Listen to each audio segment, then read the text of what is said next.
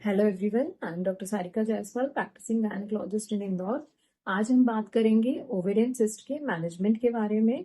पिछले वीडियो में हमने ओवेरियन सिस्ट के टाइप्स के बारे में बात की है।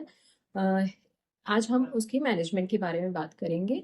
यदि सोनोग्राफी में ओवेरियन सिस्ट जो है वो सिंपल सिस्ट दिखाई दे रहा है, जिसका साइज 6 to 6.5 सेंटीमीटर से कम है, पेशेंट की एज कम है, यंग पेशेंट है, तो यूजुअली इसमें आगे कोई टेस्ट कराने की ज़रूरत नहीं पड़ती है और ये सिंपल सिस्ट 2 to 3 मंथ्स के ट्रीटमेंट से डिसॉल्व हो जाते हैं।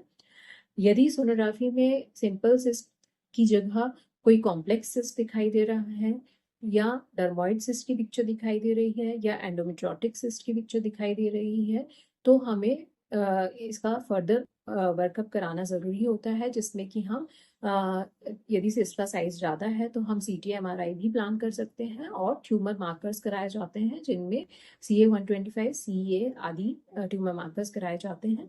यदि ट्यूमर मार्कर्स नेगेटिव हैं और डर्मोइड सिस्ट का डायग्नोसिस कंफर्म हो गया है, तो इसे सिंपल सिस्टेक्टमी सर्जरी से ठीक किया जाता है। डर्मोइड सिस्ट के लिए कोई मेडिकल मैनेजमेंट नहीं होता है।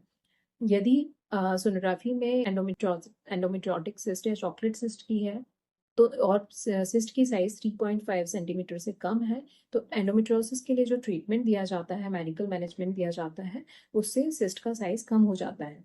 लेकिन यदि एंडोमेट्रियोटिक सिस्ट या चॉकलेट सिस्ट का साइज बहुत बड़ा है, साथ ही गायनेकोलॉजिस्ट सीवियर एंडोमेट्रियोसिस का सस्पेक्ट कर रहे हैं, तो सर्जरी ज़रूरी होती है, जिसमें कि सिस्टेक्टमी के साथ साथ एंडोमेट्रियोसिस के लीजन्स जो कि पेरिटोनियम में या दूसरे ऑर्गन्स में दिखाई दे रहे हैं, उनको हटाया जाता है। और एडहेशंस मतलब एंडोमेट्रियोसिस की वजह से चीज़ें आपस में चिपक जाती हैं, उन्हें ब्रेक किया जाता है और ऑर्गन्स को अपनी नॉर्मल पोजीशन में लाया जाता है। इससे पेन रिलीफ होता है, प्लस प्रेगनेंसी कंसीव करने में हेल्प मिलती है। यदि सोनोग्राफी में दोनों ही ओवरीज में सिस्ट दिखाई दे रही है, जो कि सिंपल सिस्ट की पिक्चर नहीं है, कॉम्प्लेक्स सिस्ट की पिक्चर है, तो जैसा कि हमने बताया कि ट्यूमर मार्कर्स और फर्दर CT MRI कराना ज़रूरी होता है।